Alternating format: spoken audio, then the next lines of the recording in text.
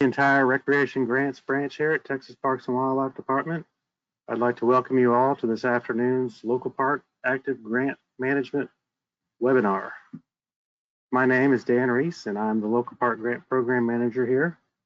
And congratulations to you all. You're joining in this afternoon because of your association with the newly awarded Local Park Grant. You guys all made it through our first application cycle using our new and improved Recreation Grants Online, or ARGO 2020 as we call it. And you'll be hearing quite a bit more about ARGO 2020 throughout this afternoon's presentation. You also all made it through a somewhat longer review cycle than what we were originally anticipating. As you all know, funding recommendations were postponed about 3 months this past cycle. We appreciate everyone's patience with us throughout the summer. We appreciate you all sticking with us. And now the fun part begins. Typically, we'd be holding this presentation in person at our offices here in Austin. But as we've all realized over the last 7 or 8 months, there's really nothing typical about 2020. But with that said, we would like to try and keep this morning's or this afternoon's webinar as interactive as possible.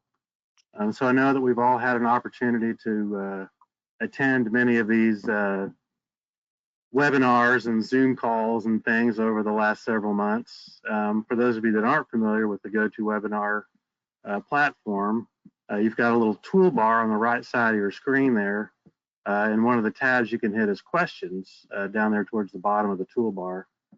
So we encourage you to ask your questions throughout this morning or this afternoon's presentation.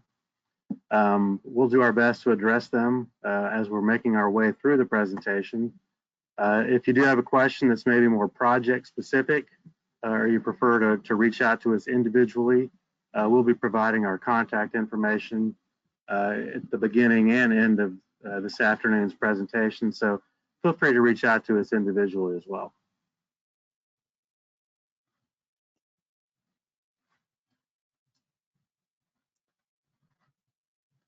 So here's what we have on tap for you this afternoon.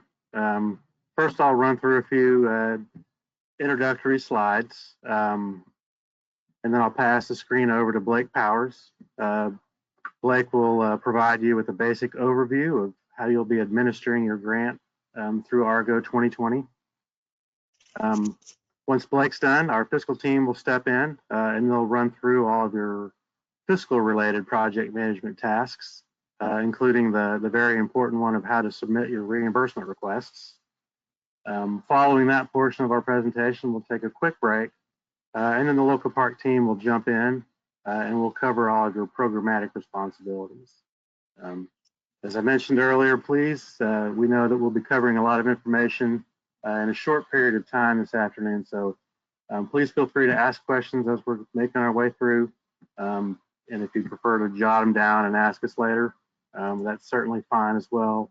We'll be with you throughout the life of your grant and always available for questions and comments as we make our way through that process.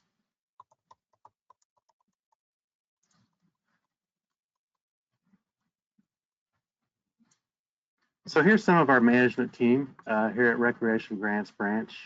Many of you probably know Dana Lagarde, or worked with her in the past. Dana's been with Recreation Grants for a number of years now, first in the co-op program, and then in the local park program. And she's been our director for about the last 2 years now. I mentioned Blake Powers a little earlier. Most of you probably worked with Blake while you were first setting up your sponsor accounts and initiating your applications.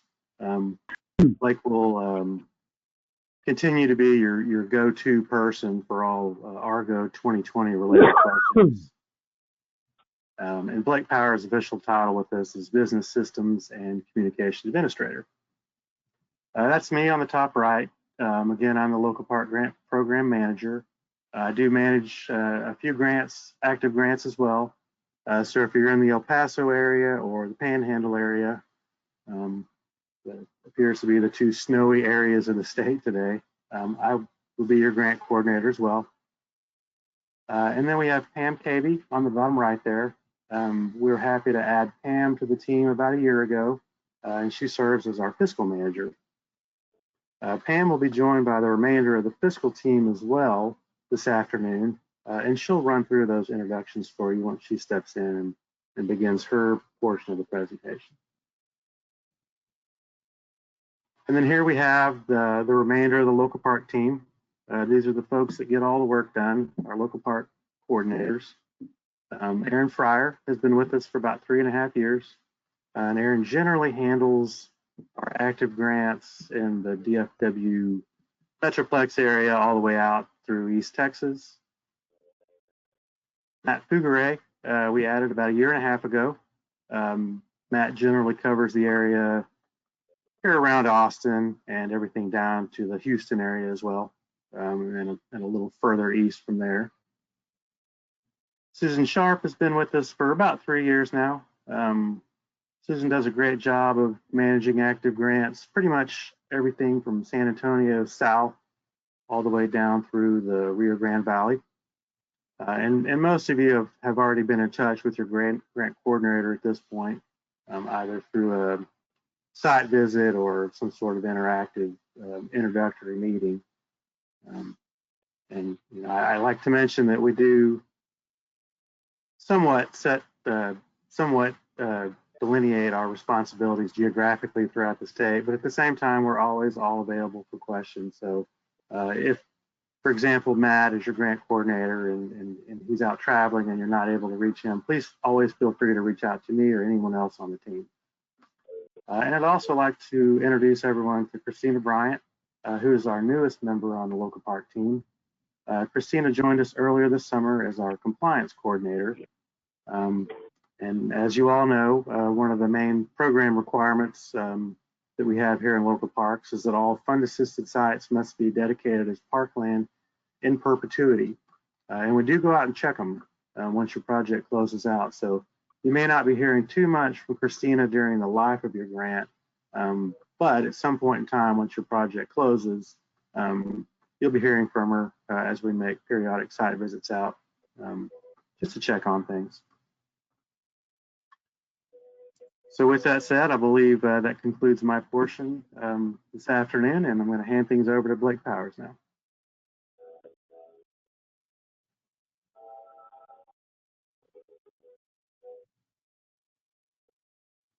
All right, everybody, just a moment. Let me go ahead and grab the presentation. This is going to show me as Melissa Alderson. So that's the person at Texas Parks and Wildlife that has the registration for this product, but it'll be me speaking. So like Dan said, I am the systems analyst for recreation grants, and my primary role here is to design, develop, administer, support our recreation grants online grant management system. We have migrated to a new system for applications that came in 2020. The reason for that is our previous vendor, is discontinuing the product, which that timing works because we obviously need to continue to provide a tool for you to manage your projects online. And then secondly, this tool is significantly improved in its ability to automate elements of the grant management process. And today, what we're going to cover is we're not going to deal with everywhere that you could possibly click in the system, and we're not going to deal with every potential. We're not going to deal with every potential scenario that could come up as you manage the project. But what I want to do is conceptually explain the elements that it takes to successfully manage a grant with recreation grants in Texas Parks and Wildlife. So the first slide here has a link to the Argo 2020 grant management system. The key there is, this is really just for reference. This is a live link from the PowerPoint, which will be available after the presentation, the webinar today is over, but also from our recreation grants website. you can click the Apply Manage link, and you'll find a link to the Argo 2020 grant management system. The primary elements of this task of managing your grant are that you can manage the project completely from the apply stage to the completion stage. So the application that you create stays with the project. Every form that gets added during the course of the project stays. And then at the end of the project, there's a complete record of all the things that happened during the course of the project's life cycle. One key difference in the new system, applications now belong to sponsor organizations. So in the old system, you could just go in, use an email address, create a submission, and you're off to the races. That's good for usability, and that's really problematic for managing projects, because grant agreements they belong to sponsor organizations rather than individuals typically. So in this new system, without a sponsor organization, there can't be an application.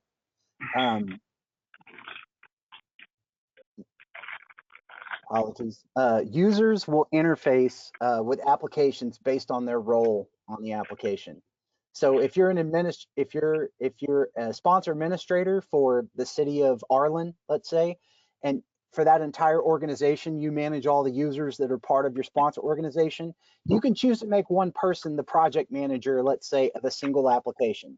So if you have an application this year and you're more of a director type of person, and really the key person managing that project is going to be one of your staff members, even though they have a staff role in your organization, you can make them an administrator on a single application if you wish. And then the sponsor administrators for the organization can add and remove users. We'll look at the end of these slides, but all of these, you don't have to remember all this today. There is a resources tab in the Argo 2020 system, and there's a quick start user guide for Argo 2020 that covers all of these items, both in totality and individually. And I'll make sure that we go over that prior to my part of the presentation being over. But what we're going to look at are the key elements of managing your project in our system. And the first one you're probably already familiar with. It's called the Project Elements form. What this is a form in the system that's used to submit required documentation. So as your grant managers and grant coordinators have been preparing your project to get it ready so that we can begin creating the grant agreement, a lot of you have already filled out your AP 15210s form and your direct deposit form. This is a pretty simple loop here. What happens is the Project Elements form serves as the document portal for the project tasks and benchmarks. Our staff will add required uploads and acknowledgments to this Project Elements form, and then you'll get a notification saying, hey, there's something for you to do in the Project Elements form. You need to log in and provide the upload for it. It'll continue to work that way throughout the entire life cycle of the project. You guys that ever had a project in our old Argo system, that will sound very familiar to you because that's almost exactly how it happened before. The good news now is, though, it'll just all be on this single form. The form will keep expanding during the course of the project, and once something is completed, no one can delete it. So you'll be able to see what has and has not been completed, what is awaiting verification, and what has not yet been verified. The uploads will be reviewed, and they'll mark as changes required or as verified and complete. Okay, so essentially, if something is provided and it needs an update, you'll receive an email saying you provided something and it needs an update. If it's verified and complete, you'll receive an email saying this is fine and this is verified and completed. There's a full guide available to this form, and it's at this link. So if you get this PowerPoint presentation and you want to refer back and look more at the Project Elements form, you can follow this link, and on this link to the awarded active project resources, there is a link that says how to use the Project Elements form. Pretty straightforward for everyone. Next, there's the agreement signatures form. Now this is this may or may not pop up for you more than once during the course of your project, but this is where you sign your grant agreement. The agreement signatures form allows you to download the primary section of your grant agreement, which you'll get using this link to agreement PDF. And then the attachments links offer downloads of the other documents that require signature as a part of the grant agreement or that are referenced in the grant agreement. So in the past, if you'd ever gotten a grant agreement from us, it was one huge attachment that had every single additional addendum added in. I'm getting some audio from somebody. Could all my attendees and make sure that your microphones are muted, please? Okay, thanks. So in the past, you would just get one document. You'd have to go through that document and sign it. In the new system, the link to agreement PDF generates the primary section of the grant agreement. And then at the end of that is an area that says attachments, and it refers to all of the items that are added here, okay? Some of these need to be explicitly signed and returned, and some of them are for reference. So for example, in your grant agreement, there's gonna be a reference to how much the award is for you. The budget summary is gonna detail the specifics of what that breaks down to, right? What are the eligible expenses? What does it look like on your line items? That kind of thing. Okay. So, just keep in mind that that is something that you'll want to be aware of. And if you have any questions about this, you'll want to contact your grant coordinator, or your grant manager.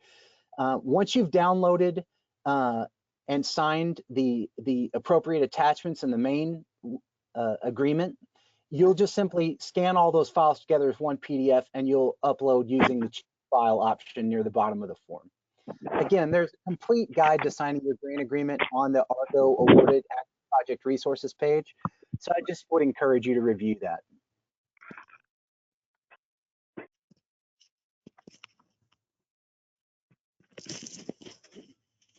Next section we're going to look at is the quarterly report section. So this is one of the main requirements of your grant. You're going to have to submit a report every quarter that essentially allows you to update us on the progress for that grant. In the old system, this was really complicated. You had to go in and you had to find a task and edit that task over and over and over and over. Not so in the new system. In the new system, every single quarterly report is its own document. So the quarterly report for Q2 of 2020 is a unique document. The quarterly report for Q3 of 2020 is a unique document. These reports will be automatically generated for active projects on the first day after the end of the previous quarter. So on January 1st, April the 1st, July the 1st, and October the 1st, you will have this report. It will appear on your home screen in the My Tasks area. The system starts it for you. Now you have to go in and complete it and submit it, but you don't have to remember to initiate it. So that's a considerable benefit to the new system. And I do see some questions coming in here on the questions area. If this looks like a programmatic question, but just be aware that our staff will, if we don't answer these questions as they come up during the presentation, we'll download a list of these questions and we will email you individually after the presentation with the answers to your questions. And the answer, Austin, is I'm not sure about that. I believe the grantee needs to sign the grant agreement. I'm reasonably certain that the consultant cannot do that on behalf of the grantee. Now, if the agreement is scanned and it has a signature, and the grantee, the grant coordinator needs to log in and upload it for the sponsor, that may be a different story, but you're going to want to check with your grant coordinators and grant managers on that particular question. Sponsors will receive an email notification that the quarterly report form has been created. You're going to get this notification on the 1st of the month following the previous quarter. The link to the form will appear in the My Tasks area of your Argo 2020 home screen. The report is due by the 15th of the previous, or the 15th of that month. So on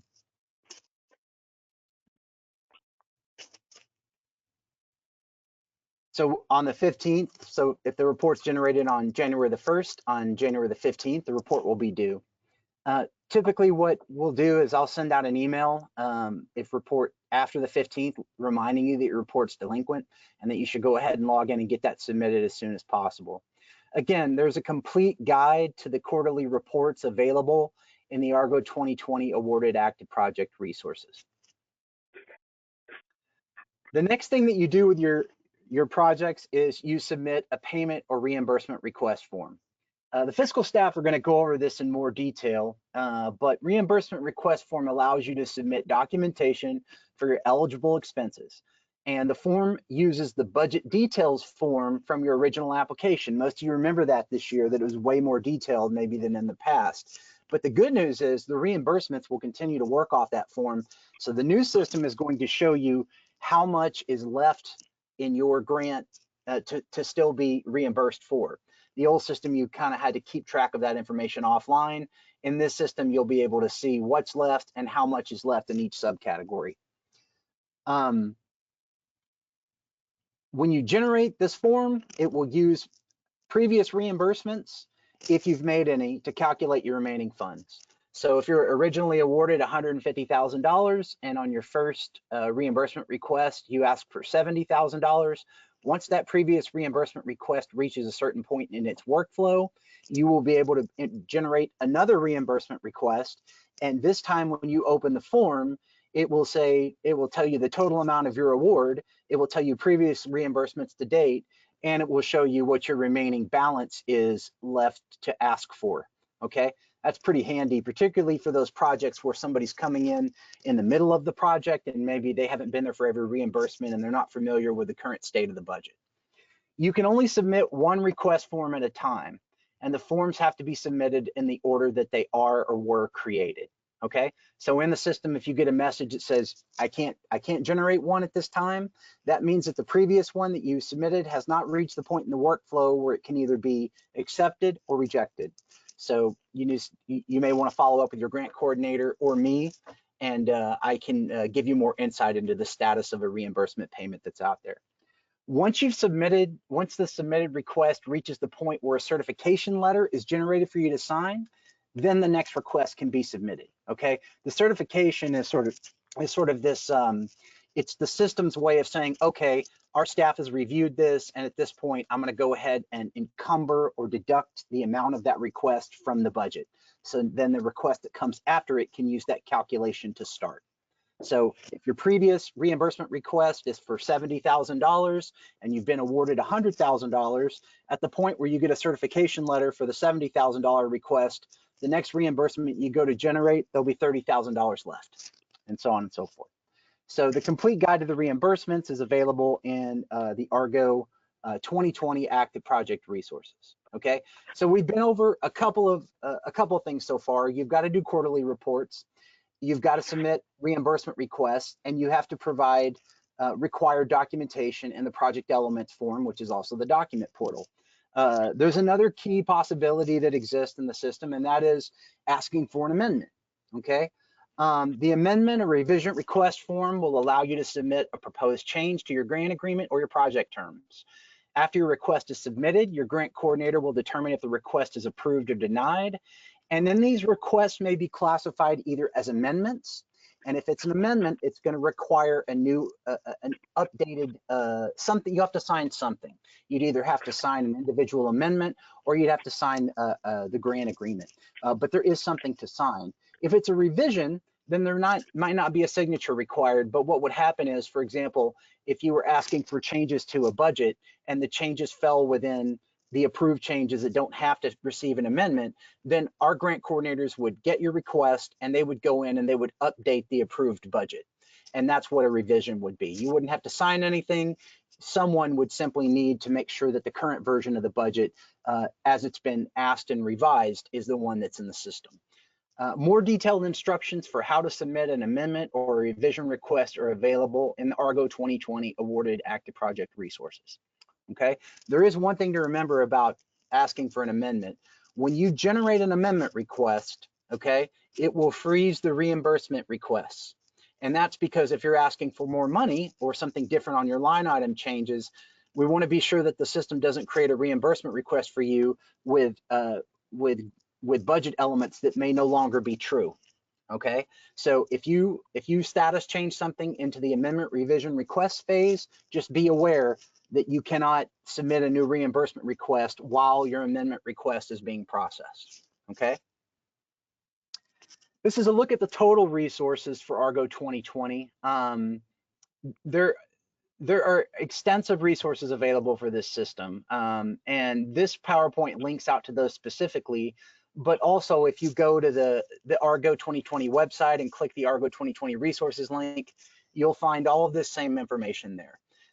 Specific to the folks on this webinar, there are resources for the Local Parks Grant Program, okay? And you can link it directly off of this PowerPoint, or again, when you pull up the resources page, you'll see a link to the Local Parks Grant Program there. That is a link that'll be useful for you. For example, that's where we'll put a copy of the PowerPoint for this grant management workshop. That's where we'll put a link to the video. If you need to refer back to something that you provided in your application, if there's a benchmark that's due and there's a sample available, this is where you find your programmatic answers. The second link is the Argo Quick Start User Guide. Now, this is just a guide to the system itself. This helps you remember, how do I create an application? How do I add people to my sponsor organization? How do I add people or take people off of an individual grant application? The answers are all here in the Quick Start Guide, okay? This is designed for anyone that has to get into the system and make an application, okay? The next link is for just those projects that have been awarded or that are active, okay? This includes things like how to use the project elements form, how to sign your grant agreement, and then the main requirements of managing your grant, which would be your quarterly status reports, your reimbursement requests, and your ability to request an amendment to your agreement. And that's it. If you familiarize yourself with these resources and just know where they are, you're going to have a great chance of navigating the system efficiently. Of course, there's always more support available at rec.grants@tpwd.texas.gov, or you can call us. I'm happy to help anyone. No question is too big or too small. So our goal is to help this technology, or help you be able to use this technology to effectively manage your grant more efficiently than you would be able to if you did not have it. So that's my brief part of the presentation, and the fiscal team is going to talk a little bit more about elements of their process. Welcome. This is Pam Cabey, and I am the fiscal manager for Recreation Grants. Before we get started, I'd like to take just a few moments to introduce you to the fiscal team in addition to myself. I am joined by, I'm sorry, the next screen, please.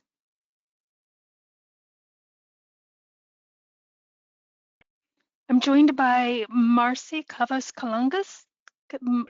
Marcy has been with us about 10 years, actually a little over 9, and she is the senior member of our team. Michael Garza has been with us right at 2 years, and Mary Helen Barostiki, she joined us in January of this year. Any one of us, the fiscal team or myself, would be able to answer your reimbursement questions. When they come in, they go into a queue, and each one of us will pick it up whenever it's the next one that's available. And the contact information is there on your screen. We would like to talk about just today we are going to share some pointers for your construction contracts, your appraisals, and a review of the reimbursement process. Your fiscal pre-award requirements, many of you may have already completed, and that's the Texas Identification Number Form, the TINS AP 152, and the direct deposit form. The direct deposit form is not required unless you choose to have direct deposit reimbursement. Without the direct deposit authorization, your reimbursement will be done by paper warrant.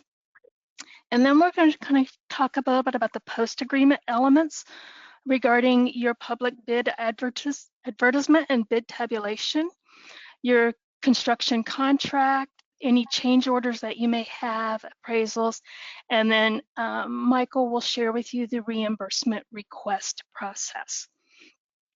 I'd like to talk to you a little bit about the AP 152 form. To complete the AP 152 form, you would provide your entity's legal name and the remittance address we should use for payment processing. even if you select direct deposit authorization. Post-award, after you complete this form, if your remittance address changes, you would complete the TIN form. You would complete this form again, and then you would also need to complete the direct deposit form. And the reason you would submit both of those, even though it's just a change of address, is the way the system matches up your vendor is by your name and by your address. So if you change your address and you have direct deposit, you will need to submit a new direct deposit form as well. That way, the system will match up that remittance address and identify it as a direct deposit form. These are just a few challenges sometimes that happens with these two forms of not matching up the name, whether it's a full LLC or entity doing business as another name. The names on these two forms must match as well as the address. Now we're going to talk a little bit about the construction contract.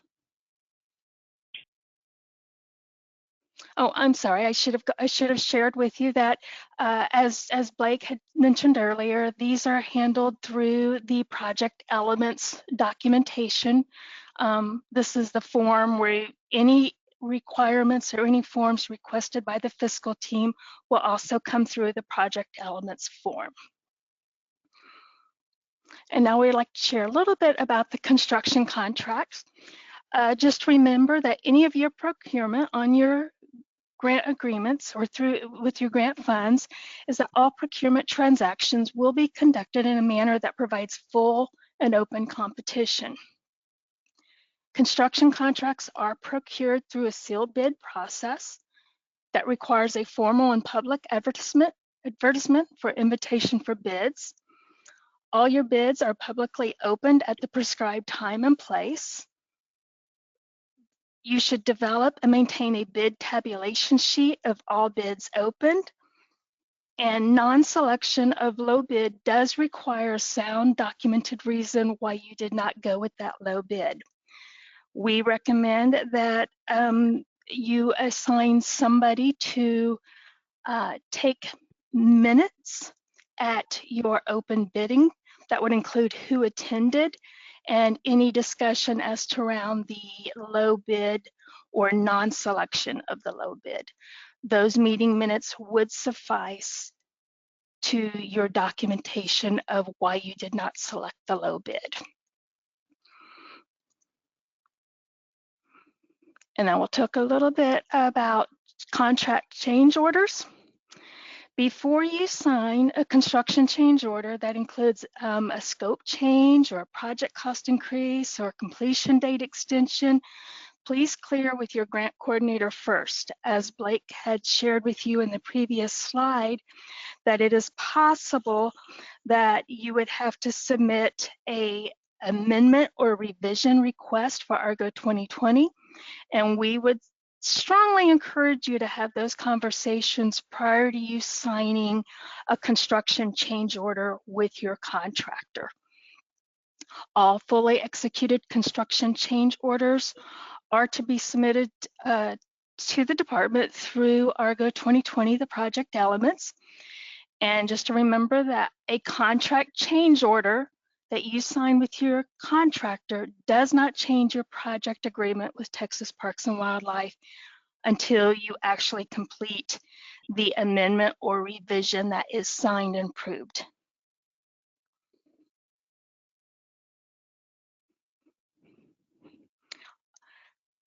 Once through the project elements, we will request your construction contract documentation. All your documents should include the project number and project name. And the following documents will be requested prior to any reimbursement. Your public invitation for bids. Many times this is a tear sheet that showed that it was posted in a public manner. Your bid tabulation sheet, including documentation if low bid is not selected.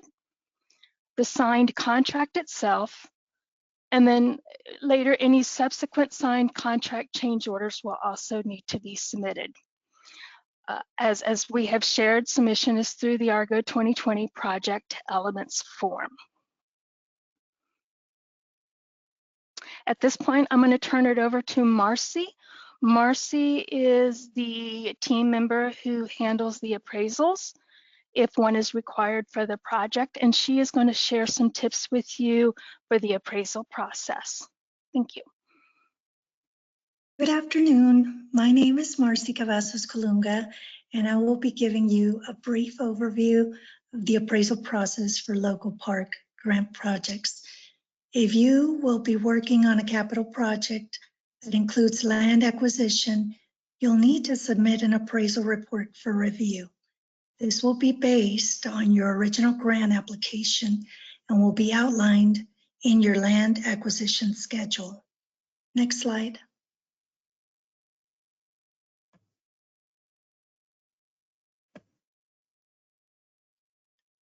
To check to see if you have to submit one, you'll want to navigate to the project elements in Argo. Next slide.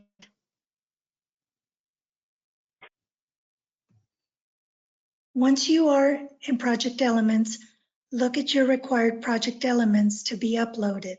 If an appraisal report is required for your project, it will be listed here with all your other required elements. You will either need to submit a regular appraisal report or a Yellow Book appraisal report. This is where you will need to upload your appraisal report and it will trigger the appraisal review process. Next slide. So which appraisal report do you need to submit? It depends on your grant. We will let you know if you have a federal or state grant. For example, grants starting in 48-XX are federal grants and require a Yellow Book appraisal, which is a more comprehensive appraisal. Once you know what type of appraisal is needed, order your appraisal report from your appraiser. Next slide. Once you submit, next slide. Once you submit your report for review, these are the components we will be looking for in the appraisal report. Your appraiser is familiar with all of these standard components in an appraisal report. It makes a big difference if you provide your appraiser with the checklist. Next slide. So a big tip is to provide this to your appraiser. Next slide. After our initial review, you will get a system-generated notification letting you know whether your appraisal report was either approved or is on hold. If it has not been accepted, we will let you know what needs to be remedied in the report for it to be accepted. At this point, you will want to talk with your appraiser to revise the report to remedy those items. Next slide.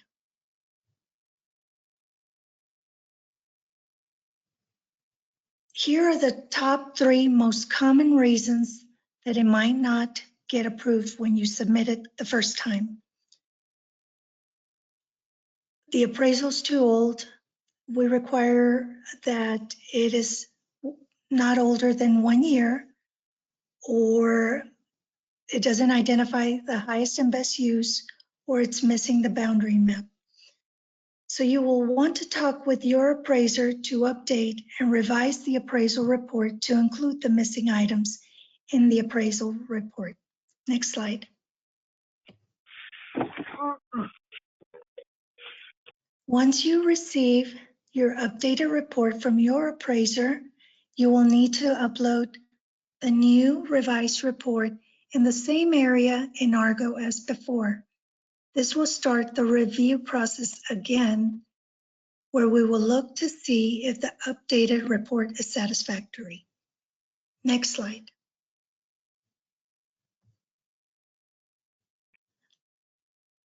Once the revised report is received and accepted, you will receive a system-generated notification letting you know that your appraisal has been approved. That will complete your appraisal requirement at that point. Next slide. If you're wondering how long the appraisal process is, it varies. If the appraisal is close to perfect the first time it gets submitted, it might get accepted. It is very common not to get your appraisal approved the first time it gets submitted. If that is the case, it will depend on how quickly your appraiser completes the updated report. If it is a yellow book appraisal, that is more comprehensive and that is a bit longer process because we contract out the review due to the complexity of the report. The yellow book appraisal review process takes a bit longer. That is it for appraisals. Thank you. Next slide. All right, good afternoon, everyone. My name is Michael Garza, and I am one of the auditors who you'll be in contact with when you submit your reimbursement request. First, I will give you an overview of the key pieces of documentation you will need to successfully request reimbursement from TPWD, or from us, rather. As mentioned earlier, we're in the current process of switching over to Argo 2020, and although the information I'm going to will look a little different, it will still be applicable. So please hold any questions until the at the very end of my presentation, because that's we have like a time slot allotted for questions to ask regarding the reimbursement process. And some of the key items as listed are the certification page, the budget summary, the billing matrix, or the spreadsheet. Those both names that I've heard been used to refer to it. Invoices and proof of payment, and the force account and equipment documentation. Next slide, please. The certification, as you can see on the right, is the certification that may look familiar to some of you, but if you're new, this will be the first time you're seeing it. Generally, whenever you submit this, you, so whatever your total amount of costs are for your eligible expenses, you're gonna get, per your TPW agreement, you will receive 50% of eligible expenses per your budget summary. This is the amount, so whatever, and then, so whenever you request, so let's say, for example, you have a reimbursement, a total reimbursement or total expenses in the amount of 100,059. Well, 50% of that would be 50,029.5 cents. And also just make note of whenever you have an uneven number like that, you're going to round down you're going to round down always. So you would make the reimbursement request for 50,029 cents instead of 50,030. And the reason for that is whenever you are requesting reimbursement, the additional, like those half cents, that would be applied to the match, whereas the reimbursement you would actually receive in cash would be the rounded down number. Next slide, please. So as you can see, here's an example of a budget summary. And as you can see, this is the first reimbursement request that requires the period cover and what number reimbursement request is on. And as you can see on the left, the construction elements, they're listed on the left-hand side, and those are the elements that were agreed to in your grant agreement, and those need to be listed and clearly identified for us to know what expenses you're claiming and what category they belong to, because that will be a question you will hear very often from us whenever we're unsure as to how to apply certain budget expenses. Okay, next slide, please. And here's an example of a billing matrix. Similar to the budget summary, this organizes expenses by invoice and vendor and summary. And summary. You'll create this spreadsheet yourself, but you can use the format in the slide to create your own version of it. The cost must be correctly categorized to the construction elements I had mentioned previously. And as you can see in the top row, those construction elements that were on the budget summary should reflect on the top row of this billing matrix. That way we can tie everything back together and we can keep the documentation orderly and get the reimbursement in a quickly and timely manner. And also, as you can see in the far right column, there's the retainage. And usually whenever, if there's any retainage being claimed, you're gonna put that in there as a negative numbers because the retainage is something that's paid at the end of when the project's completed. And just make sure that all the date. Oh, and also the vendor, the invoices that you'll be inputting here. Make sure that you put the date of the invoice, not the date that it was paid, and make sure that those all like tie together, because everything that you put on here needs to tie back to the invoices and proof of payment. Next slide, please. And here's an example of an invoice that you may, it's just an example of an invoice to kind of show you what I'm talking about. So we'll be looking at the type of work performed or type of supply purchase, whether it fits in the scope of the grant. The dates, as I mentioned earlier, should align with what you're reporting with the project, within the timeframes of the project.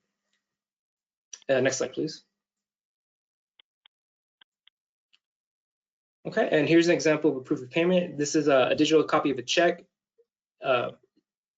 Digital copy from the check, which you'll be able to get from your bank. And this is something that we'll always go back to whenever you're submitting your proof of payment. In the past, usually we receive like carbon copies or like canceled checks. We need something from the bank, and it has to be something like this, where we can see the front and back scans, the front and back, and then the bank transaction numbers in the back. Always make sure to provide this. And also for anything purchased with a credit card, if you send us a transaction history, then that's acceptable form of a proof of payment for credit card transactions, as well as anything like electronically transferred, like a wire or any sort of ACH kind of debits. Those need to be reflected in the bank statements you provide to us for us to give you credit for them. Next slide, please. Okay, here's an example of a pay app. The things we look for here are the pay app date, the pay app number, the contract total, the total amount completed, and then the retainage amount, and then the certified amount. And then next page, and then I'm going to go into the continuation sheets that you need to include. So these are the continue sheets are usually included with pay apps. We usually, whenever there's a pay app for like a large construction or just construction in general, there are several elements that do not apply to the TPW grant that you have with the TPWD grant. Just make sure you clearly identify which ones you're applying to the grant and which budget category they belong to. As you can see in this example, this one was highlighted in yellow to show that, hey, these charges are applied to the grant, and these are the ones I want to get paid for, because we're only going to pay you back, pay you out on things that haven't been agreed to by program. And yeah, there's multiple ways you can identify this. As I said, you can highlight it here, or you can use the item number to kind of tie back which item numbers are applied to the respective construction elements on the billing matrix or the summary that I mentioned previously. All right, next slide, please. And here's an example of a timesheet, like for the force account. Whenever we have a TPWD weekly work record, which is the one you're looking at right here, but I know some sponsors like to have their own form of recorded timekeeping, which is fine, as long as it's clearly identified the hours that they're working, the days that they work, the rate they were paid, and then, as you can see, just this information about the equipment they've used and the nature of the work, which is really important. Make sure you always include a description for the nature of work so we know how it ties into the scope of the grant. And this includes stuff for like proof of payment of the employees as well. So any payroll documentation that includes the rate of pay, total hours worked, dates covered in the pay period should be included as well in the form of pay stubs or anything along those lines. And the equipment documentation, which is at the bottom there, you need to include if you're gonna use any of the equipment usage as part of your expenses, then you would have to provide a documentation with that as well, and a rationale or the justification of how you arrived at those rates. Next slide, please.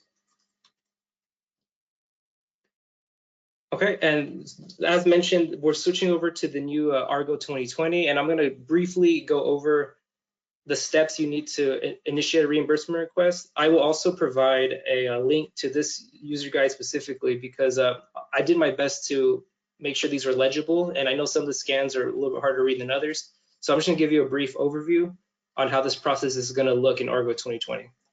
So from your home screen, you would click on the Applications tab where the arrow is, and you'll be directed to the search page where you can view all your applications. From there, you're going to choose the applications under Active Project from the drop-down menu and click Search. Next slide, please. If correctly executed, applicants application submissions for your organization that have reached active project will appear in the search results. Once listed, choose the item that you wish to request reimbursement for. You'll then be directed to the main forms menu for the application. From this menu, you're going to hover over your cursor over related documents and messages, and then click initiate a payment or reimbursement request. And then that's where you'll see the second highlighted, step 2. And after you do that, you'll see that it will appear in My Task for you to submit it. Next slide, please. And then once you get that process started, once you click the link, you'll be directed to this screen where you can input data and edit your request. You can edit the request information about your sponsor, or I'm sorry, the information about your organization will be automatically populated, so you won't have to fill everything in every time. And then your fiscal contact should be located in the drop-down menu as well. And that's one of the auditors on the fiscal team, including myself and Marcy. And you'll know who your contact will be almost immediately. And then you'll also be able to see your previous reimbursements, recorded match, and award balances. And that information will also populate. Next screen, please. Next slide. And then here you can also, as I mentioned, select your fiscal contact in the drop-down menu. And then once that contact has been selected, click Save in the top right-hand corner of the screen. When you save the form, it will produce errors that indicate what remaining errors are still required before you are able to submit a request. As you can see, the spreadsheet right there is similar to the matrix summary that I mentioned previously, because in the old system, you had to recreate that on your own. And here, it's going to be more integrated. So it works the same way, just as I said, it just looks a little different. Next slide, please. It's important to associate each line with the correct cost category. As you can see, when you select the cost category, they'll see all the categories that you have been approved for. And whenever you input expenses into this field, you got to make sure you select the correct category to charge to the correct element, the budget element of your budget. Okay, next slide, please. Okay, a PDF copy of the reimbursement request will be available to download so you can review and you can save and review as needed. And this is including everything you had submitted up to this point, like as I said, with the integrated budget summary. And you'll be able to download that and look at it without being on this website if you need to refer to it for any reason. And then step 3 is when you submit your reimbursement request. So once you satisfied all the data you entered, you'll need to submit your reimbursement request. If you've never submitted a reimbursement request for your active project, you'll need to status change your request to submit it. And you can see the arrows right there directing you to where you'd be submitting it at. Next slide, please. When this is complete, you will receive an email verification that your request has been submitted. It may also verify that this request has been submitted by expanding the details area of the reimbursement request forms, verifying the status displays, or verifying the new link that has been created on the forms called Reimbursement Summary Report. If you have previously submitted a reimbursement request in Argo 2020, you are free to initiate, prepare as many follow-up requests as you like, as Blake mentioned in the beginning, but you cannot submit another reimbursement request until the previous request has been reviewed by our team and advance for payment/reimbursement certification. Next slide, please. And if I could break in real quick, Mike, one thing I would encourage everybody to do, don't make 10 new requests. Make 1 new request, and every expense that you can enter on the next reimbursement request prior to the last one being processed, just keep adding them, right? There's no need to have 5 requests for 5 individual line item expenses. That's just going to mess you up in the system. So create 1 new request, and then as you get the information for each line item, you can enter that. And when the previous request has cleared and you receive your certification letter, then you can submit your next request as a single one instead of waiting for 5 individual ones to process. Thank you, Blake. Okay, and then okay, so if you receive all previous payments, okay, so if you receive that the certification required error when you try to submit a reimbursement request, you would like this. Okay, sorry, let me start over.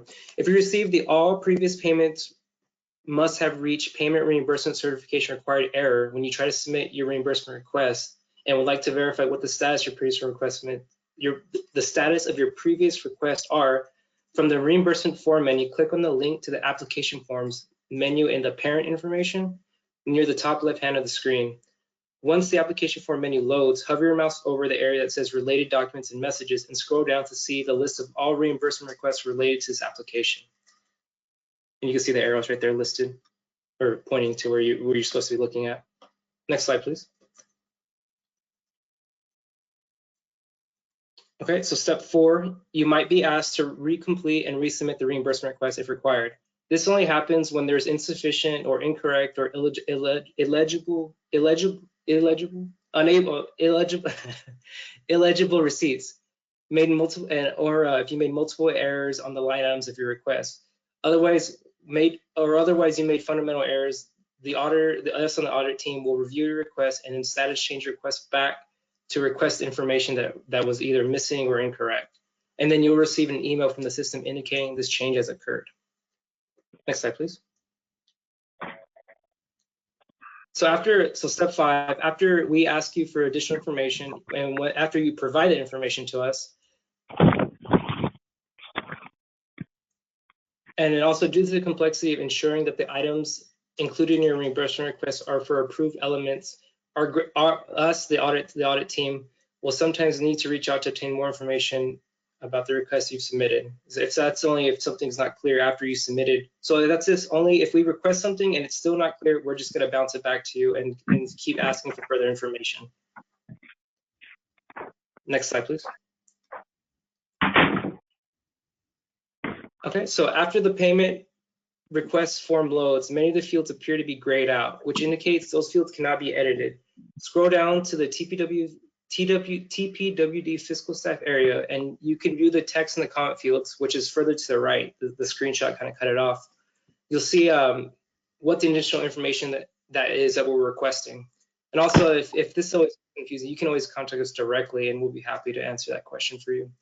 Once you provide the requested items, click the Save button in the top right-hand corner of your screen. After you saved your changes and provided all requested additional information, you'll need to change your status, your reimbursement request status, so that the auditor assigned can review the new documentation. Okay, next slide, please. Okay, and step 6. So this is where you certify your reimbursement request. Once your request has been reviewed by us and has been approved for all or part of your expenses, you'll receive an email notification that you need to certify your reimbursement request. After receiving the email, you'll need to log into the system, scroll down to My Task, and choose Open Task. Next slide, please.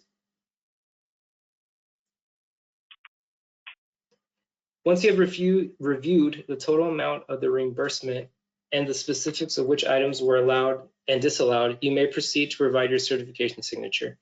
Once the certification signature form loads, click the link to payment certification PDF to download the letter, and you'll have to download it, sign, and then scan it. And then you need to re-upload it as your signed copy.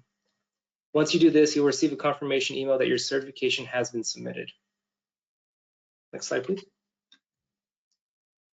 And then if you ever want to, and then step 7 here, if you ever want to track the status of your request, and if you're unable, if you just want to track the status of your request, and you want to verify payment has been issued, after we finalize preparing the required documents, then wait, I'm sorry, I lost. Okay. Once the grant manager has provided final approval for the reimbursement request, our auditors, our team, will finalize preparing the required documents and then provide the request to TPW Financing for processing of payment. And then next slide, please.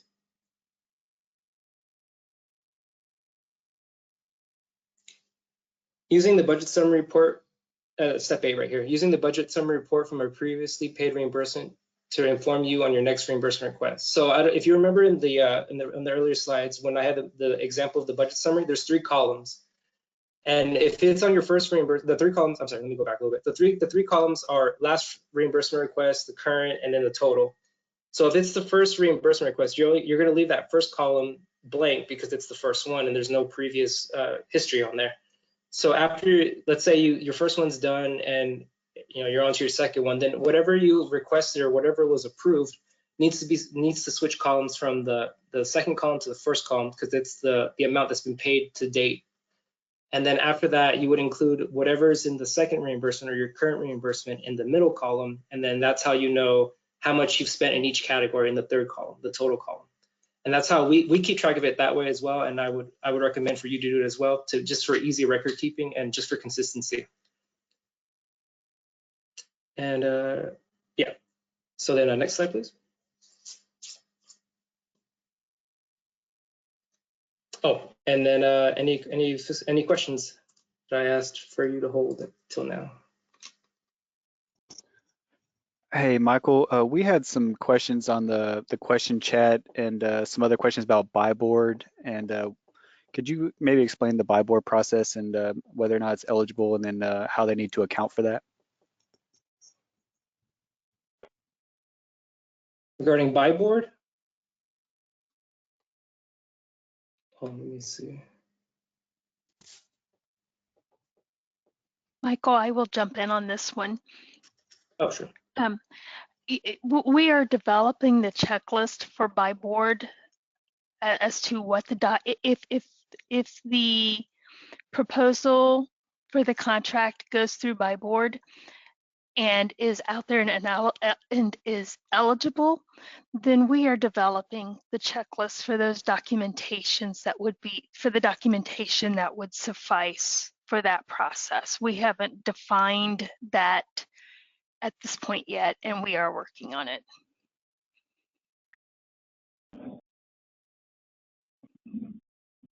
Thank you, Pam. Any other questions?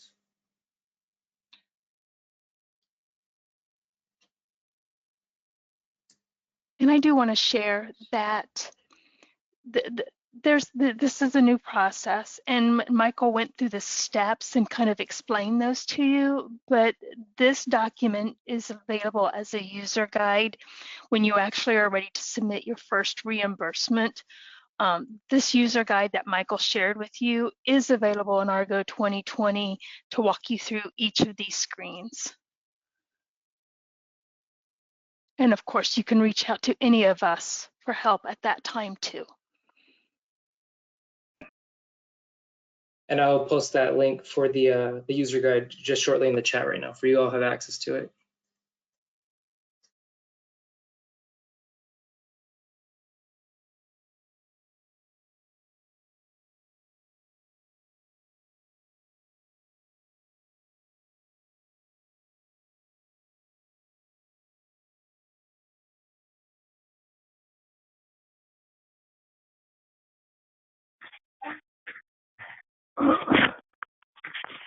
If there are no other questions, then I think there's a break next, I believe.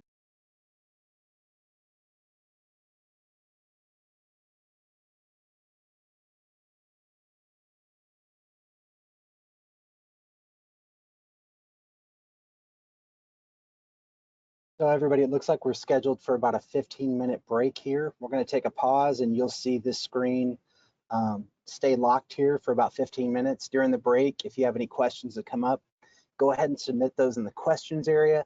Again, if they're not answered during the course of the presentation, we will download this list and we will email you individually any particular answers to your questions that you might have. So quick break, and we'll be back at, let's see, it's 2:36 right now, so let's call it 2:51. We'll return.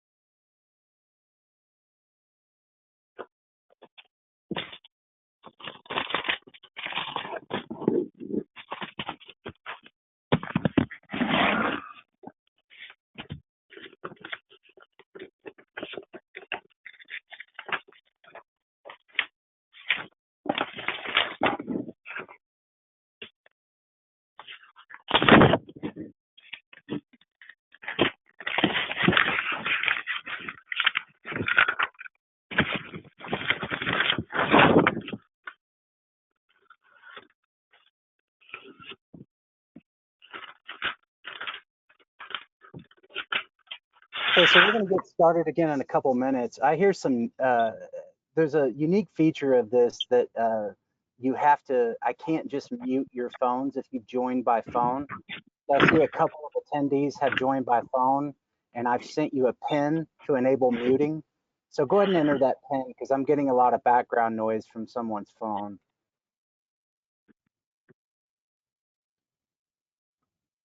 I believe I've sent that to a couple of folks.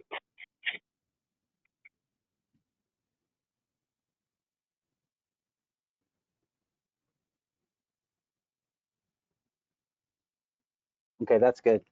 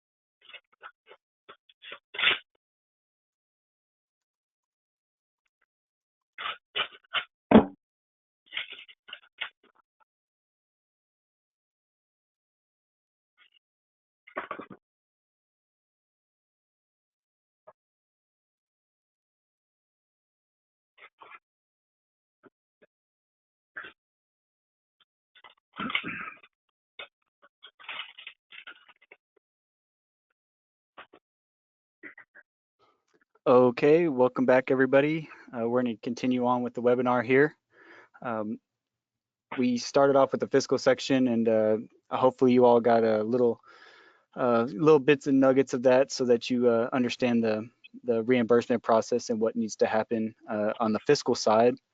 And if not, it's still, we're going to have our resources tab in Argo 2020 that's going to really lay out that whole process. So if you need to refer back to that, by all means.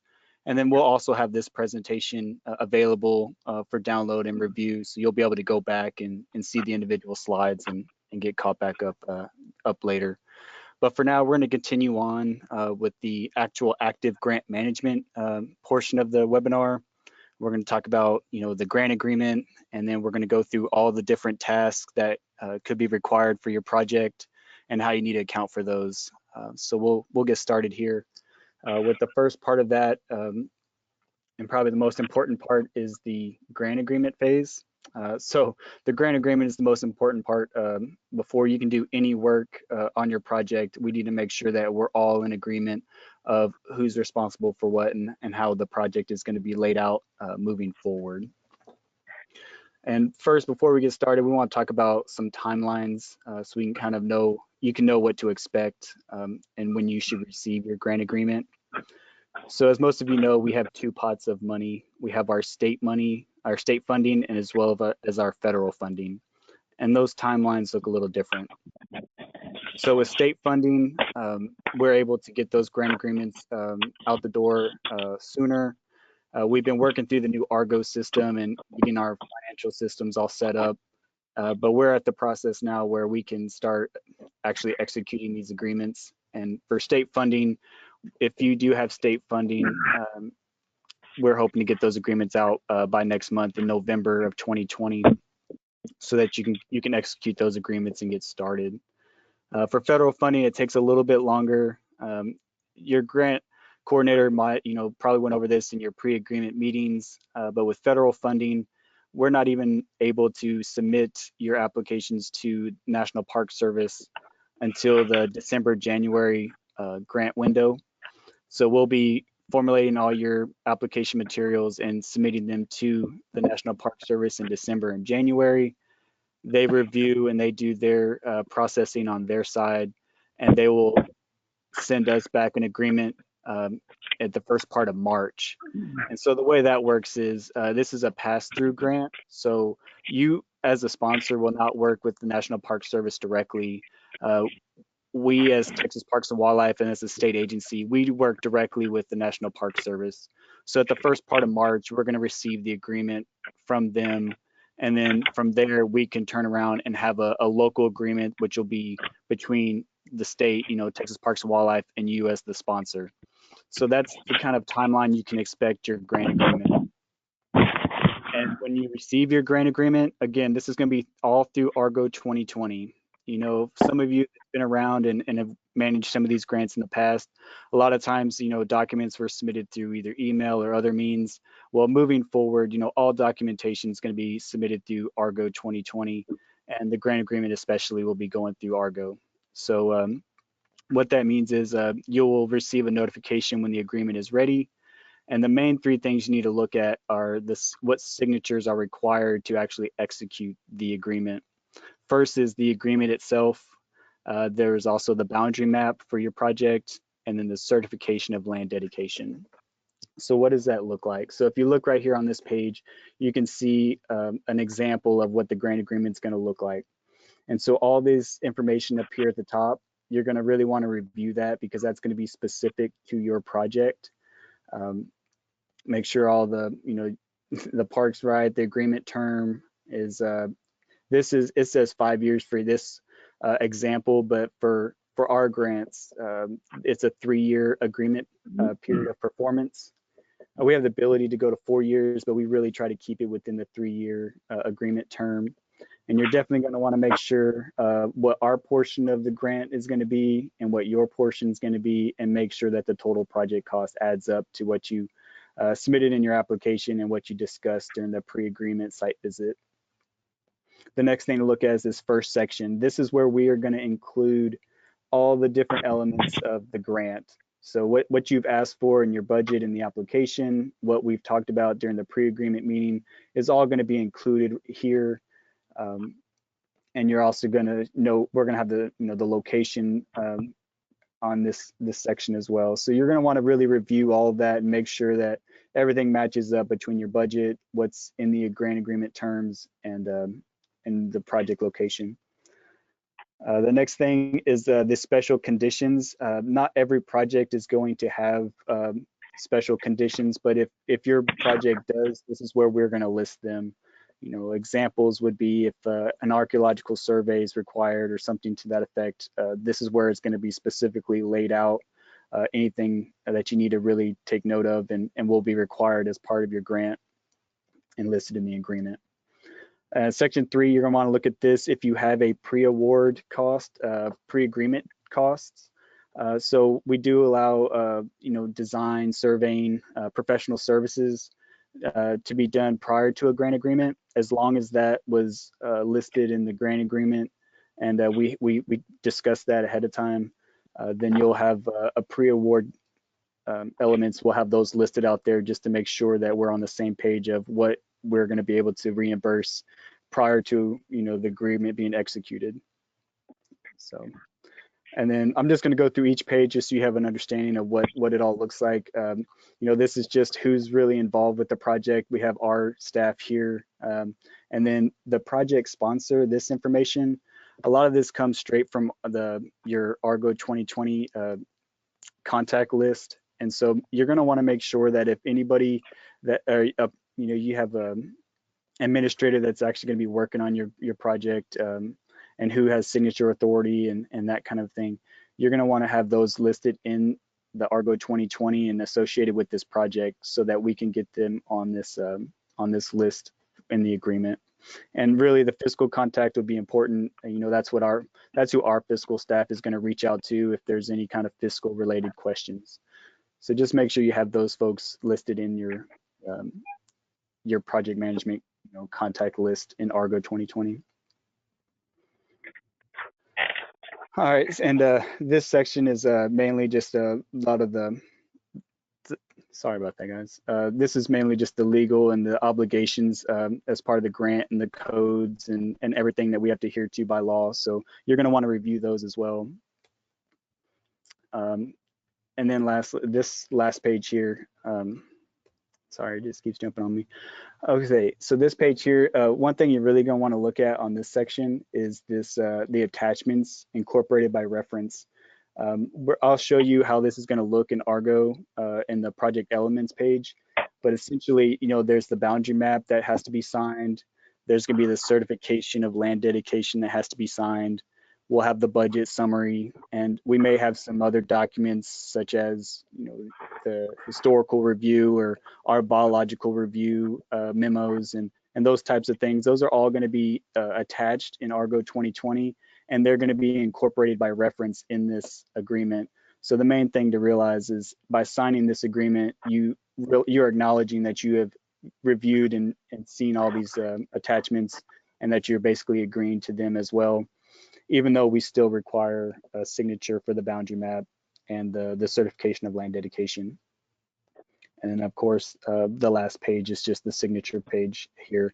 And it needs to be signed by the signature authority that was designated in your resolution, whether that's the mayor or city manager or however Parks and Recreation director, whoever was designated in the resolution in your application, that's who needs to sign this page. ahead. And so this is just an example of a boundary map. You're going to want to review this map as well. So this is going to be the property that's going to be dedicated in perpetuity. So it's really important to make sure that this boundary is accurate and you review all this. So if you look at, just some of the information that's included, not everything is going to apply to every single project, but for example, if you do have acquisition included as your grant, we're going to show that on the map. And if it's just an expansion of a existing park, we'll differentiate, the total project boundary compared to just the acquisition parcel. If it's all acquisition, it's a brand new site, then we'll show that for both, that it is acquisition boundary as well as the total project boundary. Dedicated open space, that wasn't relevant for this example, but if you did list in your application that you were dedicating a portion of the property to open space and to remain natural, we're going to show that on this map. And you're going to want to make sure that that lines up with what you agreed and what you put into your application. Project number, and then obviously overhead lines. So we do not allow overhead lines in any fund assisted parks. So if there were lines on site and during the pre-agreement site visit, you spoke with your grant coordinator and it was decided that those need to be removed, we're going to show those on the map so that we're, agreeing that that's where they are on the ground and that they're going to be removed as part of the project. Now you will see where it also says remain. There are some cases, and if there's a major transmission line that's going to just cost way too much to get moved or relocated, then we're not going to require you to do that. But we're going to show it on the map that those are to remain. And the real thing about this whole project boundary map is, in 50 years from now, when someone in our positions go back and look at this grant agreement and what was decided on and where the boundaries are, they're going to be looking at this map and showing exactly what was agreed upon and what land is truly dedicated in perpetuity. So it's important to make sure this is accurate. And then we show the different elements for the project. This one has a legend that shows the different elements for this project, but sometimes if it's just, say, for example, a splash pad, we might just, do a little rectangular box that says, hey, this is where the splash pad is going to go. It's, just very conceptual. It doesn't have to be exact. It's just, we want to show that this is kind of where the elements for the grant are going to be located and how it's going to work throughout the whole project boundary. So again, this does have to be signed by the signature authority. So make sure you'll have to make sure to download that. And then the last thing is the certification of land dedication. So again, the biggest benefit for this whole program and the people of Texas is that every project that we put money into has to be dedicated as parkland in perpetuity. And so this certification basically just reiterates and makes this all on the same page that this is what you're agreeing to, and that property does have to truly be dedicated as parkland in perpetuity. And so that does have to be downloaded and signed and included with your grant agreement. Okay, so this is how it's going to look. When you go to your, in Argo, whenever we have our side, we have to do first. We're going to create the boundary maps. We're going to create all the documents. We're going to work, get everything submitted in Argo 2020 to generate the agreement. And we're going to have all these different attachments that's going to be included with your grant. Well, whenever we're done with all of our side, you're going to receive a notification that your grant agreement's ready to review and sign. And once you do that, you're going to log in to Argo 2020 and you're going to navigate to this agreement signatures page. And to be able to generate and see the agreement, you're going to have to click this link here. And that's what's going to provide the PDF that I showed you in the first slide that has all the main aspects of the agreement. But not only that, you're going to also have to look down here and you're going to have to look at these attachment sections. And so these, this is an example, so this doesn't fit exactly, but you're going to want to review the budget. And to do that, you'll just click on the link and it'll upload and you'll review that. But then this one would say, project boundary map. And so you'd want to click the link and download that. And then of course, the certifications and assurances. So this is where all the different attachments that's going to be included with the grant agreement, this is where they're going to live. And so you're going to click on the links, you're going to download them, review them, have them signed. And then once all the signatures have been signed, all the pages have been signed, and you're ready to execute the agreement, you're going to want to scan that all back into one single document, say one single PDF. And then you're going to come down here and you're going to choose the file upload box, click on that, and it's going to upload and you're going to submit that. And then we'll get a notification that it's been signed. And then that's when the agreement will be executed and you can start working on your project. So what does it mean to work on your project? So, but first, before you can do anything, we can't stress this enough. Construction should not begin on any grant elements until the agreement has been executed. Let me just say that again. Construction should not begin until the grant agreement has been executed. That's just make sure that, you're going to be able to get reimbursed for the work that you do, and that we're all on the same page. And not only that, we're about to go through all the different project management tasks. And there are some tasks that have to be completed before construction can begin. And that just makes sure that we're all on the same page and that what's been agreed upon is actually being executed. So don't start construction. The only exception to this is we do again allow pre-agreement costs for professional services. As long as you noted that in your application and you discuss that with your grant coordinator, you can go ahead and start working on design or surveying, archaeological surveys, or whatever it is that's going to be, a requirement for your project, as long as it's a professional survey and it's there's a pre-agreement cost. Other than that, if you want to get reimbursed, all invoices should be after the executed grant agreement and all the tasks have been completed.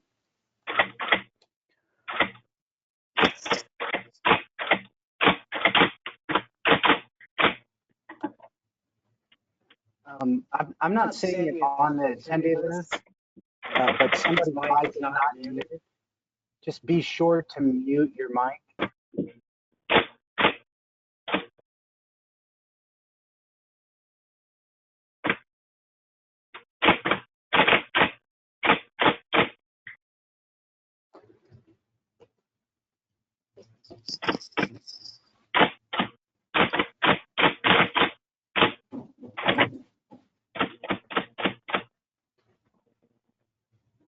Okay, that's odd.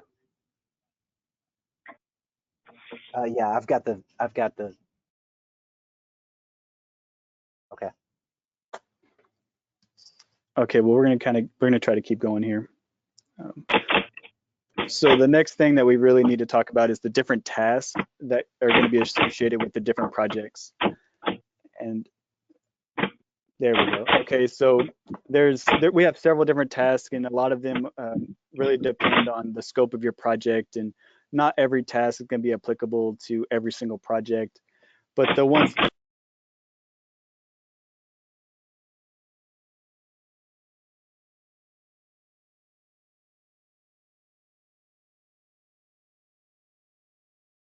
Okay, can y'all hear me now? I'm sorry about that, guys.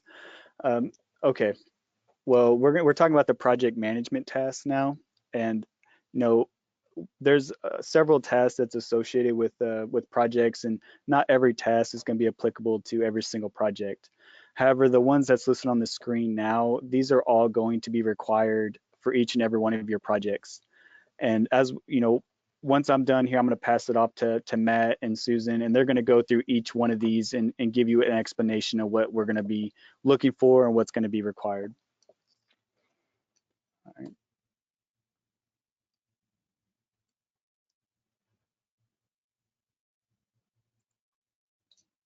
Okay, and so these are some more tasks that could be required for your project. Not everyone is going to be applicable again, but these are some of the ones that will be required for some of your projects, and they really kind of start from top and go down to how relevant they are. Most time we see a lot of these for interpretive signage or native landscaping plans and that kind of thing. And as we go down the list, they're not as relevant, but they could be for your project, so you're going to want to be aware of them. And make sure you're working with your grant coordinator to know exactly what's going to be required. And we'll help you with that, mainly with this, the project elements page. We've seen this several times throughout the project or throughout this webinar, and this is going to be your main interface, I feel like, through Argo 2020. But this is how we're going to also require and request that you upload these tasks. And so the way it works is, we here as a grant coordinator, we'll upload what's required. If it's a form, we'll upload the form here. If there's a task that takes several steps or something that you have to do outside of just a form, we have guidance documents that's going to help you guide through how to complete that task, and we're going to upload those here in this required document. And so that's just going to be a link, and so you would download that, and you'll see what would be required, whether it's a form or what kind of step-by-step guide you have to do. And then we can provide any notes here. If there was something we want you to pay special attention to, we can provide a note. And so once you download that and you either complete the form or complete the task, you would want to upload that back in here, and then we'll get notified through email, and we'll come in here and we'll click this link, and we'll review it and make sure that it's all there. And if it is, we're going to click verified and complete, and you'll see this green checkbox. That means you're done with that task. If we review it and it's not complete, we're going to click changes required. We write a little note in here of what might have been missing or what else we need to be included. And so when you get an email back, you'll see, hey, there's modifications being required. This is what it is based on what we write in here. And you'll see this X box if it's not been approved and there's changes that are required. So this would be a quick way to see what you've completed and what still needs to be done. Okay, so this is how you're going to manage tasks in Argo 2020. And now I'm going to pass it over to Matt Fugere. He's going to start us off on explaining what the different tasks are and how you can complete those. So Matt.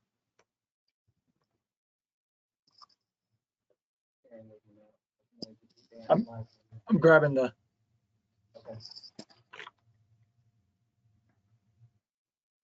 I'm going ahead and grab the.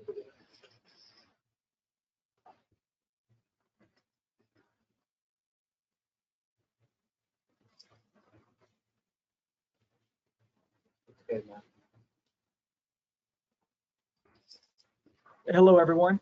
Thank you, Aaron, for the send-off. As Aaron mentioned, my name is Matt Fugere. I'm a grant coordinator for the Local Parks Program.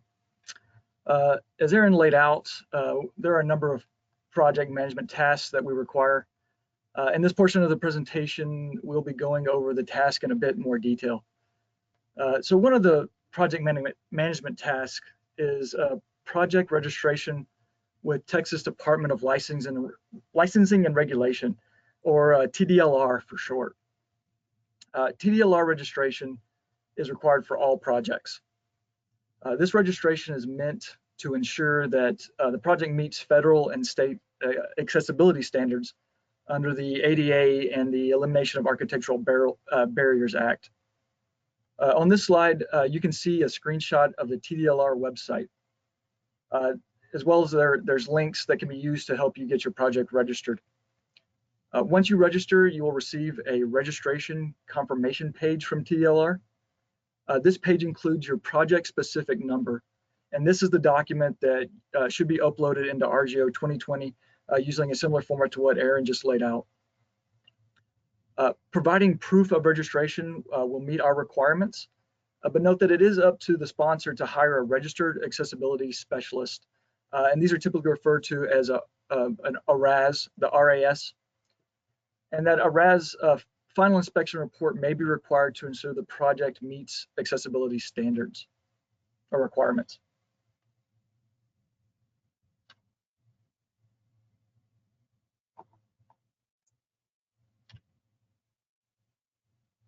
Another project management task required of all projects is the Texas Commission on Environmental Quality, or TCEQ, stormwater permit for construction activities.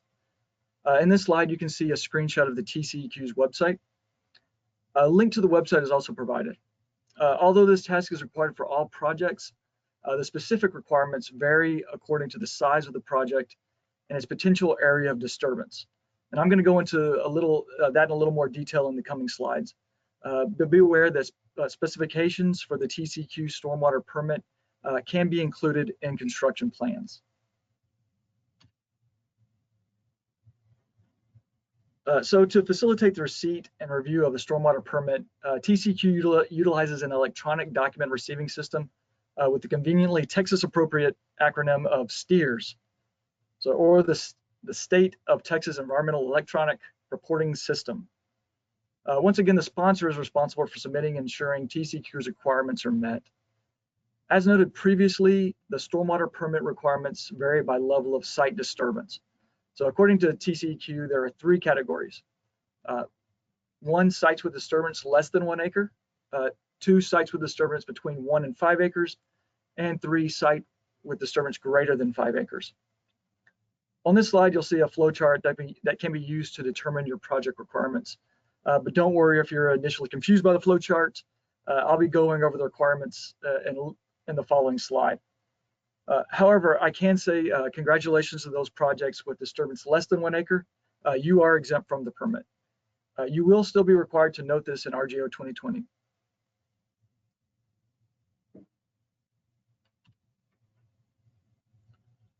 So sites with disturbance between 1 and 5 acres are considered small construction activities. So in order to receive the TCEQ permit, these sites will be required to file a notice of intent and a general permit. Moreover, sites with disturbance greater than 5 acres are considered large construction activities. And in addition to filing a notice of intent and a general permit similar to the small construction activities, large construction activities are required to provide a stormwater pollution prevention plan, or SWPPP. Links to the website of each respective category are located on this slide.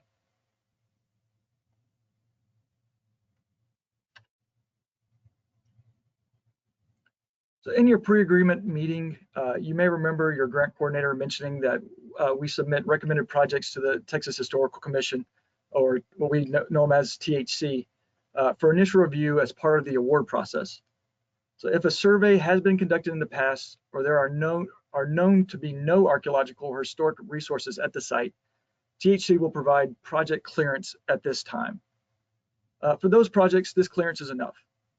However, for projects that not provided initial clearance, an additional historic resources survey conducted by professionals such as a licensed archaeologist may be required. If additional survey work is required, it will be noted on your THC review summary. Any additional survey work is responsibility of the sponsor. However, do note that the cost of the work can be reimbursed as professional services. If your project does require additional survey work, please refer to the link provided on this slide to get started, or feel free to reach out to us if you have any questions about what you need to do to get going. Once a survey has been performed, a report will be submitted to THC for concurrence.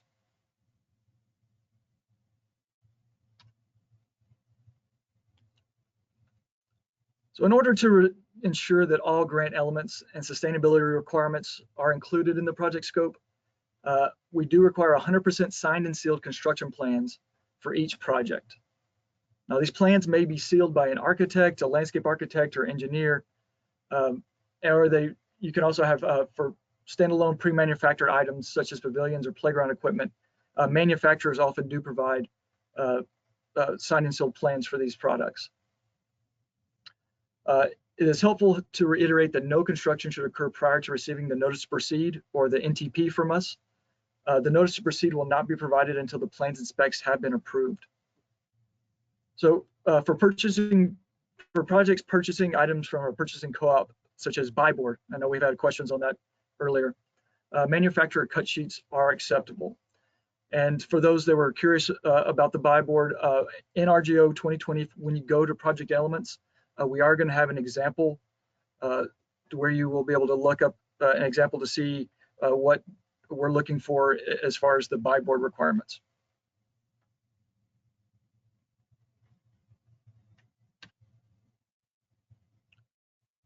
Now, if your grant includes funds for landscaping, we do have some specific requirements. First of all, only native plants are eligible for reimbursement. As I like to tell sponsors, you can plant whatever you want, but as a conservation organization, we're only going to reimburse you for planting native plants. So to ensure that only native plants are reimbursed, we do require that a plant list or a landscape plan be submitted for approval prior to planting. So we will review the list and determine what is native and eligible for reimbursement and what is not. For those of you who are not master naturalists, a really helpful tool for determining native species is the native plant database provided by the Lady Bird Johnson Wildflower Center. A link to the database is found on this slide. Additionally, we will verify the plant material during the final inspection. We do have one exception to the native plant requirement, and that is Bermuda grass may be used and reimbursed if planted within designated ball fields only.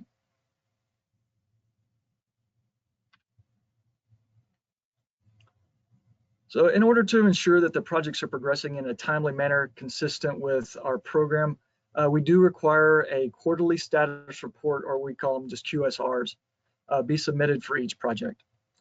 A QSR is due on or before the 15th of January, April, July, and October.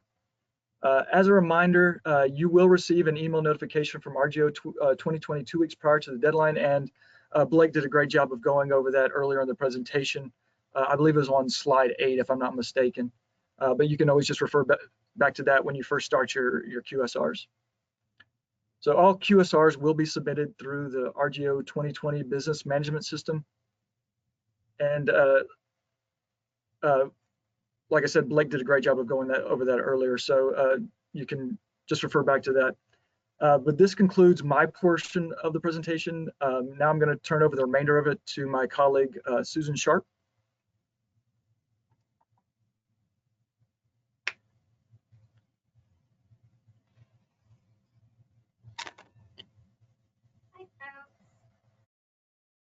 Hi, folks. My name is Susan. I'm a grant coordinator here at Texas Parks and Wildlife.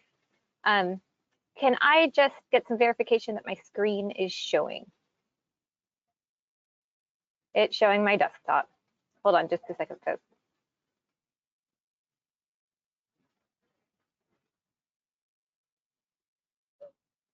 All right, we got it. Now everyone got to see my messy desktop. Apologies. So I'll just be taking us through the rest of this presentation. Thanks for bearing with us so far. It's been a long afternoon of throwing information at you, and we just have a few more slides to go. So there are some projects that are awarded this grant round that have dedicated open space involved in their project scope. If that is the case for your project, you will have a project management task or element in ARGO 2020 where we will ask you for some materials to verify that. In it, we will ask for a resolution and the metes and bounds of the open space. And we have several resolutions that are samples that are included on our website. It's linked here, or you can easily find it on ARGO 2020 through the resources tab. So what is open space? It is a land and water with minimal human development protected in perpetuity. Some trails are okay through your open space, but usually we're using open space as a conservation measure. So while we encourage folks to come out and use and enjoy that open space and benefit from that conservation area, the development should be minimal. What is not open space? We don't consider a dog park open space or sports fields or play areas, manicured lawns or landscaping. So just because it's outside, it doesn't count as open space. If you have additional questions about that, ask your grant coordinator, and they can help you reason through that as you get your grant underway. All right. So another project element that's required of all projects is a temporary construction sign. It's required for all of your projects. And like many of the other tasks that we've talked about today, there will be an example included with the item request on Recreation Grants Online. And like many of the other things we've talked about today, we want to see it before you make it. So go ahead and send us over a draft of what you are planning on fabricating. This is usually a 4x8 piece of plywood with the percentage of the state of Texas and the percentage of a local community going into the grant amount, as you can see in these examples here. We can we suggest that you install these at the beginning of your project and remove it prior to the grand opening. And this is important not just because it's a requirement, but also because sometimes, you know, some citizens, some members of your community might get a little bit nervous about some construction going on in, you know, their neighborhood park. And this just lets everyone know what's going on, it's happening, and it can just let everyone know that there's a plan for the space. Similarly, we require all projects to have a permanent sign. We have some specific requirements that we ask you to do in this permanent sign that depend on your funding source. And again, there will be a sample included in the documentation request on Recreation Grants Online. Additional information is acceptable. We know that a lot of you have been working really hard on getting these parks up off the ground, and maybe you want your council member, maybe you want your park boards, maybe you want your Parks and Rec directors, you know, whoever has been instrumental in your community. That is just fine if they are also included on that sign. But again, we ask you to send that to us before you fabricate it. And then just another helpful hint here is that you want to install it somewhere safe. So this is a permanent sign.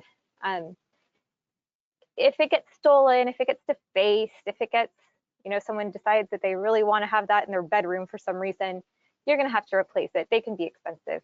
So think about where you can put it where it's visible, but it's also going to be permanent and safe in the long run. And so this is an example, this little picture here, of why we ask you to send it to us prior to fabrication. You know, we all like to have conversations about land and water, but it's not the land and water conversation fund, it's conservation.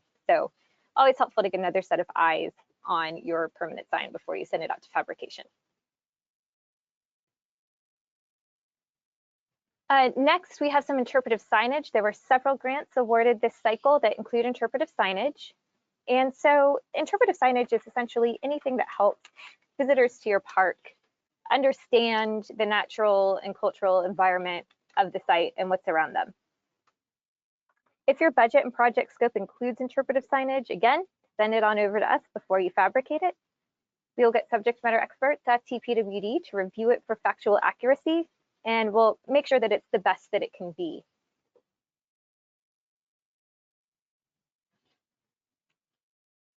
For the meets and bounds survey map, we do require these of most projects. Sometimes there will be a deed that includes this, includes a survey map with it, in which case we might not need it from you. But this is important for us to get before the project ends, because this is what helps us put the permanent project boundary into our records. It helps us ensure that the parkland is maintained as parkland in perpetuity. And this is something that should also live in your local unit of government's records and that people should know about, because it is parkland in perpetuity. It can be CAD generated. And again, it's just an important thing to get before the project closes out.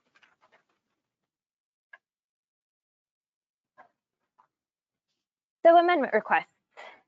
We've all seen that things can change rapidly based on circumstances outside of our control, especially this year. If circumstances change and you need to change something in your grant, you will go through the amendment process. There are two types of amendment requests that you can initiate. The first is a scope change, and this is if you're changing what you're actually building or doing on the ground or want to get reimbursed. This can require a rescore of the application to ensure that the project is still eligible and that it would have been funded in the grant cycle. If you have federal funding, the scope change process can take some time. We have to get it on file with the Park Service, and so there's a lot of back and forth and just a time requirement on that. So if there's going to be a scope change, we would like to know about it soon and help you get where you need to go on that. The other type of amendment is a time extension. We can extend projects by 1 year and only 1 year. And you have to provide some justification for this. So some of those are weather. We've had several extreme weather events here in the past few years. Occasionally there's permits that can take a lot of time to get, such as an Army Corps permit, and that can kind of run down your grant clock. Sometimes there's contracting delays. And you know, we see new reasons why there's time extensions every year. So you just need to make sure that you do justify that in your request. We will review it and see if we can extend your grant. The funds do expire though, so there's sometimes where we can't, or it's not going to be possible. So again, keep the timing of your grants in mind from the get-go and from the beginning. And again, with LWCF projects, those are the federally funded projects, they do require coordination with NPS.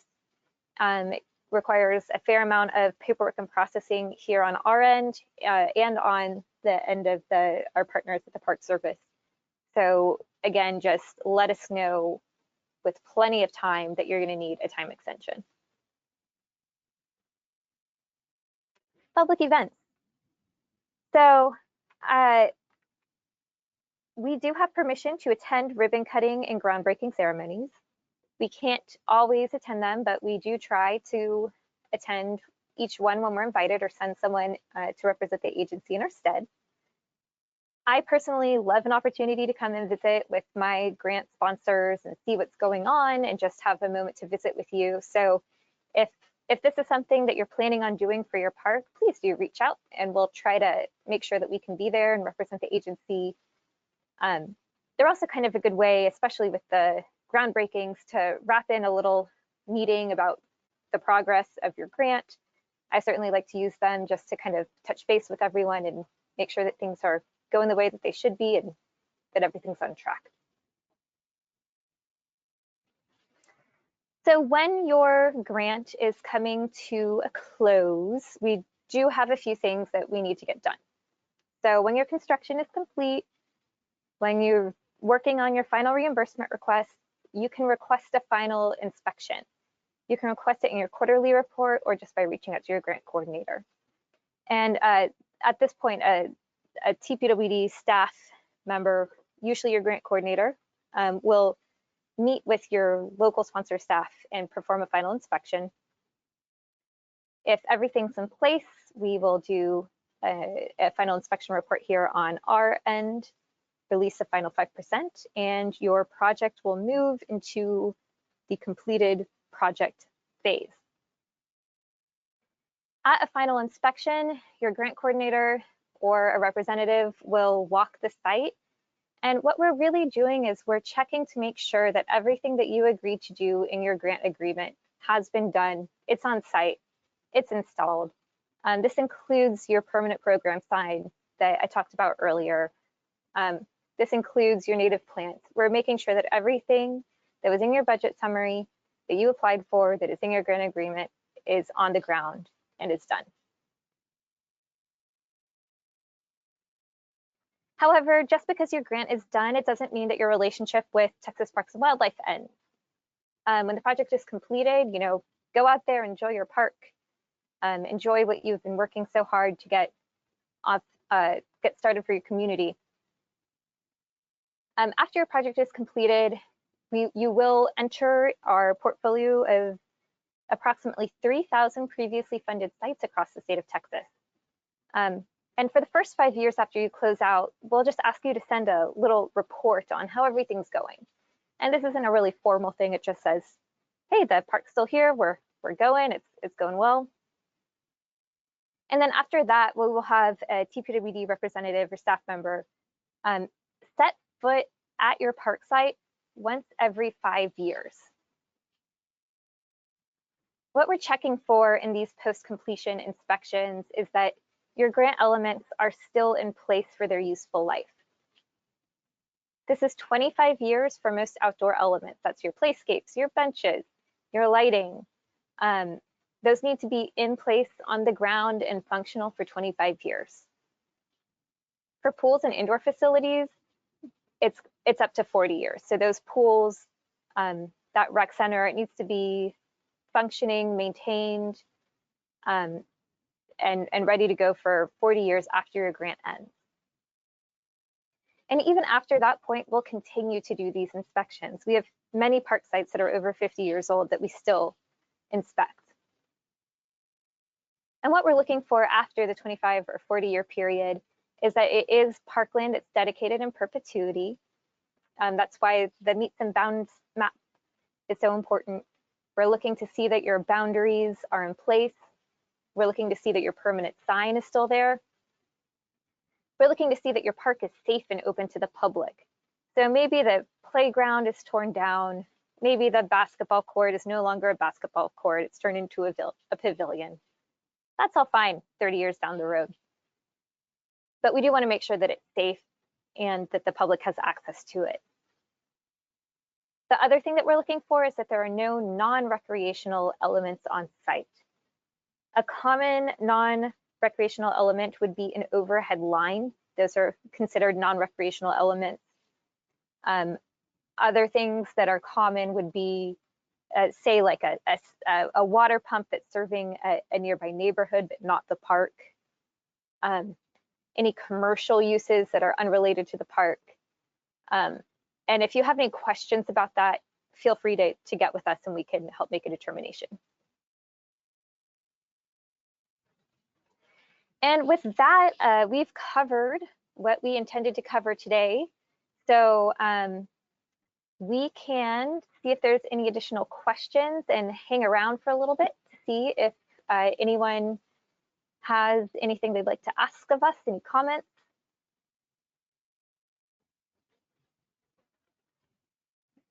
I haven't seen any questions come up since I've had control of the screen.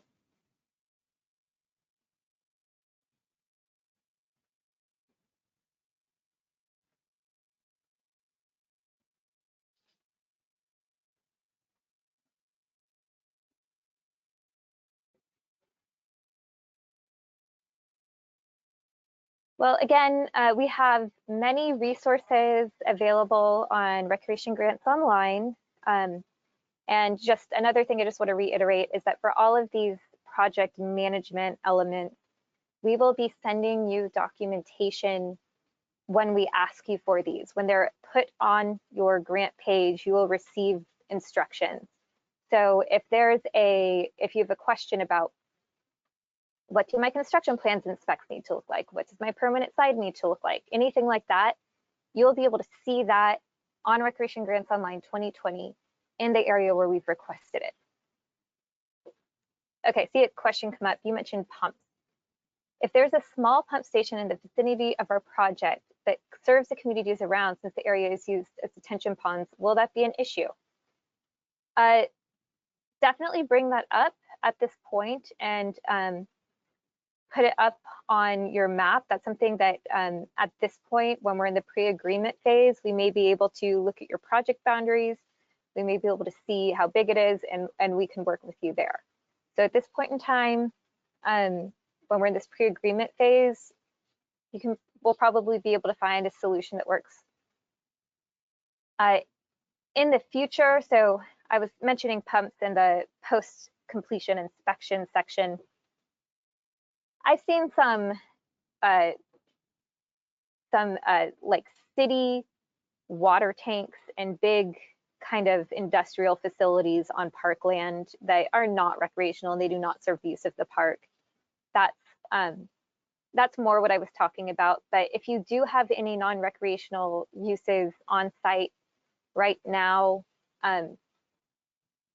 it's the perfect time to get with your grant coordinator, show them on a map, and start that conversation.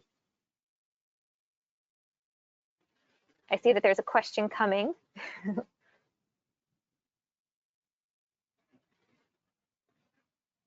Well, and if you do have any questions beyond, you know, what you want to put in the chat box, or, you know, you wake up at 2 a.m. thinking, oh, I wish I'd asked this question about my meets and bounds map. Here's our contact information. We all try to be as available and responsive as we can be. We do try to offer great customer service to our grantees, and we do try to work with you and make sure that our projects are successes. Because all of our parks are parks in perpetuity, this really is a partnership between our agency and your community, and we're aware of that, and we want to do what we can to help make a successful project.